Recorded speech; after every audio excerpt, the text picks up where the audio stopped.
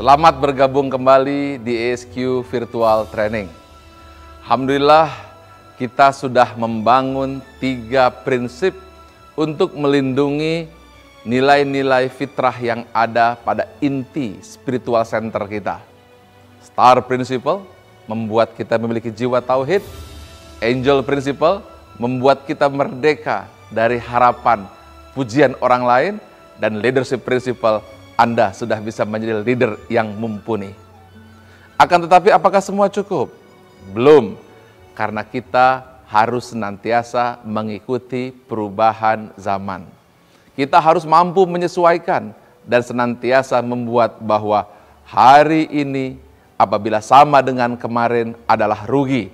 Hari ini harus lebih baik dari hari kemarin.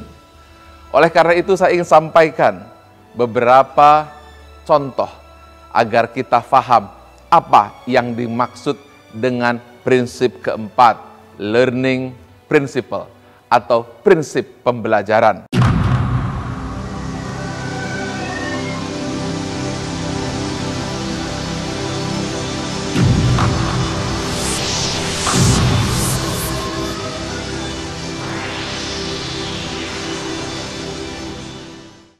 Saya akan sampaikan sebuah kisah tentang mobil. Pada tahun 1970, kita masih ingat, raja mobil dunia dikuasai oleh siapa? Ya benar, Amerika. Apa ciri-cirinya? Besar, berat, boros, mahal. Ingat, Ford. Lalu, tahun 1980 siapa penguasanya dimulai? Jepang. Apa cirinya?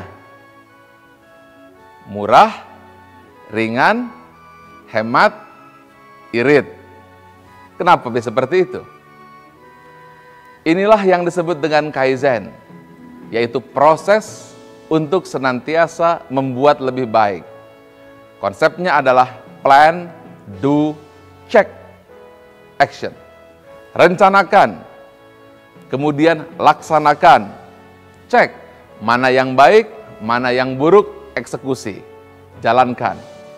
Besoknya perbaiki lagi, yang sudah baik dan buruk direncanakan lagi, kemudian laksanakan lagi, lanjut, cek lagi, action lagi, begitu seterusnya yang membuat produksinya terus maju berkembang. Ketika yang lain perusahaannya tutup, beberapa perusahaan mobil di Amerika bangkrut, mereka tetap maju. Ada yang lebih hebat dari orang-orang Jepang. Terjadi 1400 tahun yang lalu. Sekelompok orang-orang yang berada di daerah Saudi Arabia, tepatnya Mekah dan Madinah. Sekelompok kecil orang-orang yang tidak diperhitungkan, yang mayoritas adalah suku Badui, melakukan serentetan penaklukan. Dimulai dari Jazirah Timur Tengah dibebaskan dari Romawi dan Persia, sampai dengan Asia Tengah, bahkan menyeberang hingga memasuki wilayah Eropa bagian selatan Andalusia. Bayangkan, di abad ke-7, saat itu Inggris belum bangkit, apalagi Amerika pun belum ditemukan. Bahkan saat itu orang-orang Prancis, orang Inggris masih belum mengenal mandi kala itu. 1000 tempat pemandian sudah ada di tempat ini, di Andalusia. Bahkan kampus pertama di dunia adalah di Andalusia, yaitu Ibn Rushd atau dikenal dengan Averroes. Disitulah lahir sebuah peradaban besar. Bagaimana mereka mampu menggabungkan dimensi intelektual dan spiritual, mampu menggabungkan antara nilai-nilai sains dan agama. Mereka mampu menyeimbangkan 2 dimensi yang selama ini dipertentangkan, dimensi spiritual dan dimensi intelektual, dimensi ukhrawi dan dimensi duniawi, dimensi agama dan dimensi sains. Maka berkembanglah peradaban agung yang luar biasa.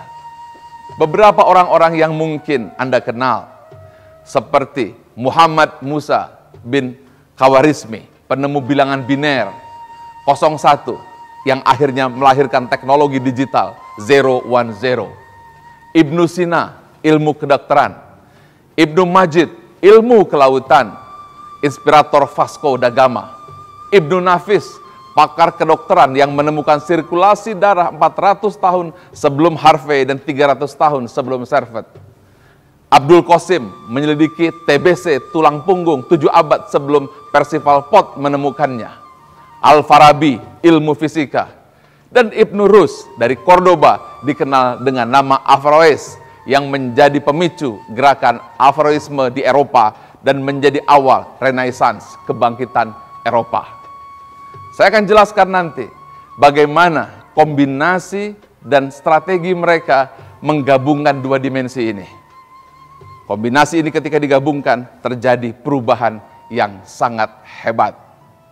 Saya akan sampaikan sebuah riset yang dilakukan oleh beberapa ahli, khususnya Arnold Toynbee, tentang negara-negara atau bangsa-bangsa yang maju. Suatu bangsa akan mengalami kejayaan ketika hati menjadi panglima, dan akan mengalami masa keemasan ketika akal dan hati disatukan, dan akan mengalami kehancuran ketika akal dan nafsu menjadi panglima.